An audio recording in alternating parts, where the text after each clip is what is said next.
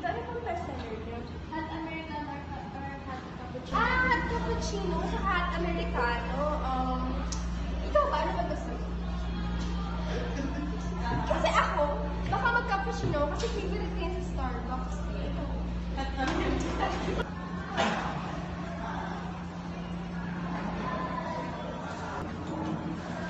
Dami din lang yung order ninyo. Hot Americano po at hot cappuccino. Okay, May concern pa po kayo, pwede nyo naman po kami tawagin.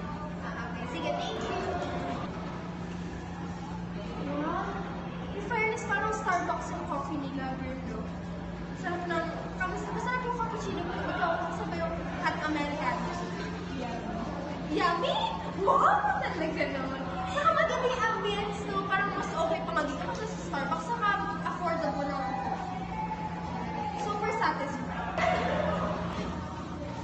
Excuse po, meron po kami promo card po for Wednesday po. Magkakaroon po kami ng free double upsize. So, kung gusto niyo po mag-visit ulit, ayan po yung papakita niyo sa amin.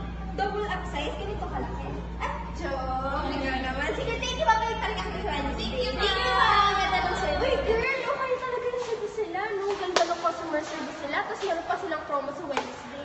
So, tara, balik tayo sa Wednesday. Sama natin yung mga iba pa natin kaibigan, ha? Sila Arnel, ha? Sama natin yun, ha? Okay, sige.